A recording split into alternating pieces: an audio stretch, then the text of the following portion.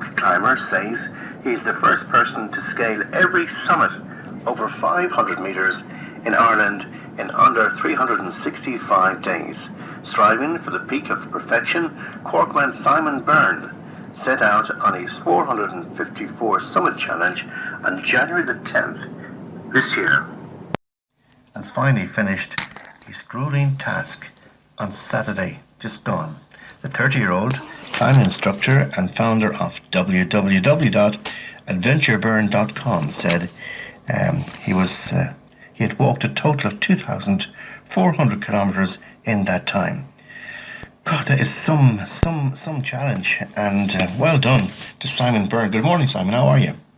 I'm good, thank you very much. I'm getting tired listening to those numbers myself. I know you are. But first of all, before we talk about this adventure that you have, tell me about your company, adventureburn.com. Basically, I bring people rock climbing, mostly in the Dublin and Wicklow area. So we operate all year round, but obviously it's predominantly in the good weather and during the summer when we're very busy. And where would be the popular places in Ireland for rock climbing? Oh, there's many. So, near me, for example, there's a place called Docky Quarry, which is extremely popular in South Dublin. And then for the Wicklow area, one of the big areas that a lot of people go to is a place called Glendalough. But there's actually many other great places in the area as well that will be a bit more suitable for beginners. If you start going nationwide, then if you think of Fairhead, there's amazing climbing up on Fairhead. There's rock climbing in the Burn, and Donegal has all sorts of stuff scattered around. To get out to Kerry, there's several different locations. One of the most popular would be probably the Gap of Dunlow, or at least one of the more known areas. So there's quite a lot of rock climbing all over Ireland, to be honest. What about here in Mayo? In Mayo, the only climbing I would have done was anywhere near Mayo myself would have been down in the Burn area. And again, it's some kind of world-class climbing down there, in my opinion. But there's stuff on Iron Island as well. There's a lot of new climbing being developed as well over the last couple of years in Ireland. So, but no, I haven't done a whole heap near Mayo town itself. Okay. How popular is the rock climbing? And Simon, I suppose, I've got to ask you how you got into it. So the first, how popular it is, it's extremely popular at the moment. I suppose in some ways the recession has brought a lot of attention to outdoor sports and activities in Ireland. I suppose the whole idea of a staycation has kind of helped these sports grow and kind of get a lot of attention. So in the last 10 years alone, rock climbing has boomed. And I only started rock climbing myself back in 2006, and I haven't really stopped since. And I kind of got into it because I was into hill walking in a big way, doing kind of scrambling where you end up on quite steep ground. And I was also kind of in the Coast Guard at the time, and we were doing cliff and coastal rescues, and kind of hanging off ropes was very interesting to me. So that kind of led to the idea of what would rock climbing be like, and kind of took it from there, Yeah. There are a lot of adventure centres. We have one here in the west. We have quite a few, in fact. But there's one in particular that comes to mind when I hear you speak there, and that's Delphi Adventure Centre near Leenon here on the border between Mayo and Galway. And they would do some rock climbing and other likewise activities there. For somebody who's thinking of taking up rock climbing, is it an expensive sport to get into? I suppose it depends on which way you do it. A lot of people get introduced with a friend. So if a friend knows what they're doing, ultimately to go into an indoor climbing venue, if you've got an experienced friend, and you can even rent the equipment to have a try. If you really want to get into it yourself, you'll probably end up having to take some courses, buy some equipment. But I wouldn't say it's much more expensive than some of the other sports that people are doing nowadays. If you think of people who do, triathlon racing, or even golf, or a pair of shoes that you buy for soccer, they can be quite expensive and buying them every season. Once you get maybe a little bit of the gear, it's not overly expensive to maintain the sport. But I suppose it's not the cheapest probably to be taking up, Okay. Can I ask you, getting back to the challenge now, how did this come about? What was going through your mind when you said, God, I'm going to do this? Yeah, that's a big question everybody wants to know. So there's two aspects of it. One was I was looking for a new challenge, and keep that one short. Basically, I used to try to climb more new routes every year as a rock climb than I would the previous year. So the idea of this was to make me A, climb harder, and then B, to also explore different venues, because eventually, obviously, I'd run out of climbs in the guidebook in my local area and have to go elsewhere. And I would have been doing that since 2006, and I was very, very successful every year. But in 2013, I sort of failed miserably at it, is the best way of putting it. And so in the early hours of the morning in 2014, I was looking at my Excel document, which had a list of routes I had done. I kind of thought, wow, that's dismal. I didn't do very good there, did I? And in the same folder on my computer was an old list for the 600-metre mountain in Ireland.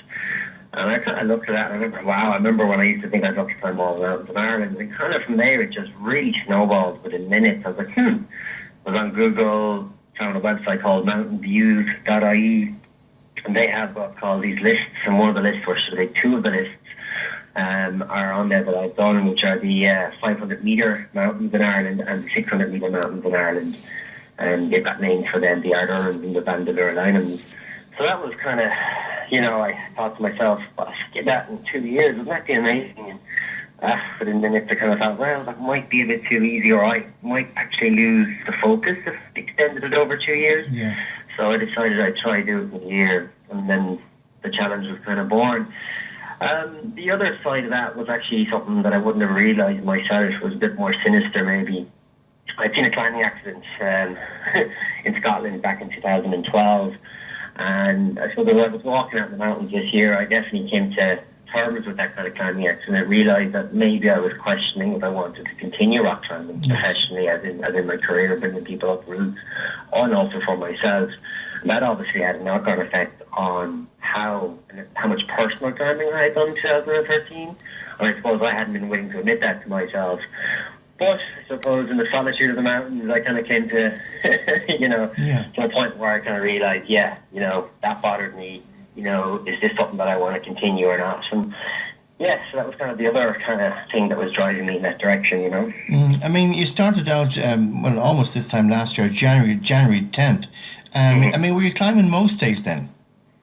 No, not most days. I started out on the 10th, but I actually, the idea only was maybe on the 4th, 5th, or 6th was when I actually came up with the idea. And between that time and the 10th, I had to run out and get a GPS, learn how to use a GPS so I could record the routes and start planning some routes. And I went out on the 10th and I did the Sugarloaf walk here in South Dublin, or should I say Wicklow.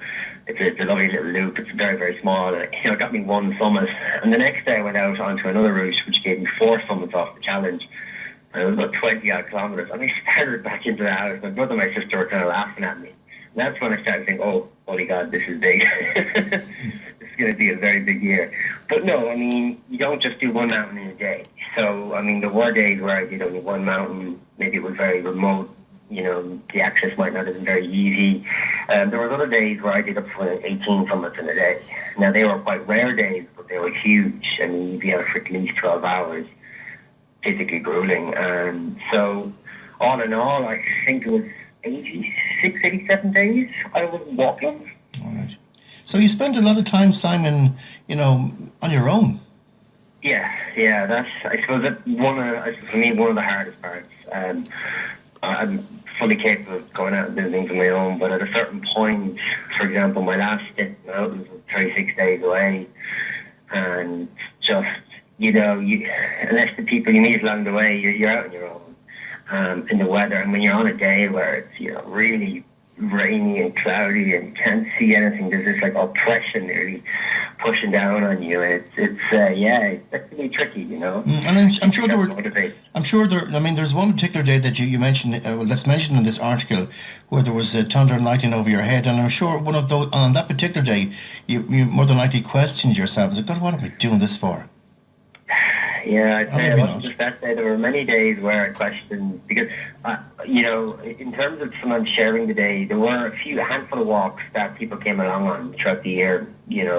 Mostly my brother, Philip, came along. on a handful of these walks. And when you share the day and you share the walk and the experience with people, it's actually a far more enjoyable day often, especially for myself anyway. Yeah. When you're out on your own, it presents an entirely different level of challenges, I suppose, too. But that day in particular, yeah, I definitely was questioning, what was it all about? And it was never worth getting injured or hurt, never any of that. But then I suppose there's this thing when you set a personal challenge for yourself, how far do you go before you say, no, I've gone far enough, you don't want to fail, but at the same time you don't want to get hurt or injured, and it's a very fine line sometimes. So you're somebody, I suppose, a bit like myself. I think they've got that in common. Always like to focus on a challenge ahead, keep the mind focused on a challenge. And I suppose, this is a wonderful challenge that you have done. And I'm just looking here at my notes here, and it says that you've already another one in mind. Yeah. So I suppose the thing is, what I've learned about myself, especially over this year, I suppose, I think a lot of people, I consider myself just like everybody else, to be honest. I procrastinate. I'll say I'm going to do something and then, there's a million excuses or life gets in the way. And I've just found with this challenge, it really brought things into focus. I had, for example, Mount Ergo in Donegal. I had a picture of that mountain on my bedroom wall since the age of 16. I kept saying I'll go and climb it, one day I'll climb it. I'm now 30, and I finally got to do it. And it was just a sense of, sometimes we say we'll do things, and unless you make a to-do list or make a challenge out of it or make a serious conscious effort, and it doesn't happen because life is just, there's so much going on in life with your friends, your family, with your job, and that's so difficult sometimes to balance these hobbies or these things. So I just found making a list and really going for it was something that, was really kind of easy, but at the same time made me go to places that I wanted to go to for a very, very long time and finally got to do it. So yeah, the idea of a goal or a challenge, I think it's for me, it just kind of gets my backside in gear, Okay. I suppose, with so much time on your own and all these mountains that you've climbed in 2014, you do realise how beautiful a place and peaceful at times that Ireland is.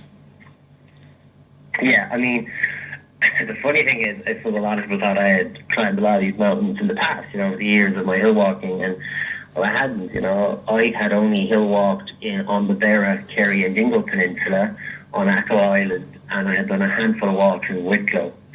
So most of these areas I'd never actually been to for outdoor sports, pretty much, or for hill walking at least, and, a lot of these areas I had never been to.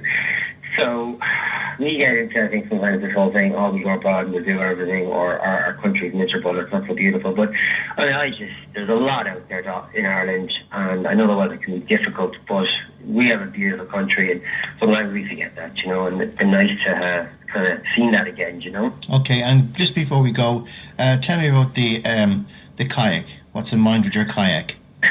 So that was that wasn't quite supposed to go out there yet, but now that it's out there, it's still in the looking at phase. I'm not 100% committed to it yet, but I'm looking at possibly circumnavigating Ireland next. It's something that stuck in my mind, and with this year, for example, people were like, "Oh wow, you're doing this because it was the first." It was never about doing it because no one else had climbed all these mountains in the space of a year.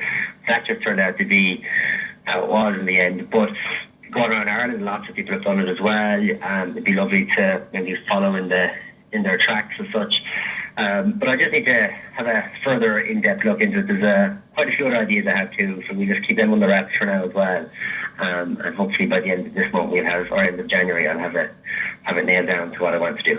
So it's going to be some journey navigating the entire coast around the coast of Ireland in a kayak. Got up. Obviously, you got to plan the weather and so on, how long it's going to take you. And I was talking to somebody recently. We're doing a challenge ourselves in May around the Wide Atlantic Way, and I was just looking up some notes on the Wide Atlantic Way, and I spotted that somebody in 2016 is planning on swimming the Wide Atlantic Way from Kinsale to Derry. Unbelievable. Oh my God, that's high. That's a lot to them. All right then, so I'll tell you what we're going to do. We're going to play a song that normally I don't play because kind of here on this station I kind of keep it under the noughties, but I got to make an exception because it's Christmas and into the new year, and I'm talking to you. I'm going to play a song after a break by Joe McElderry. It's called The Climb. I suppose it sums up exactly your year.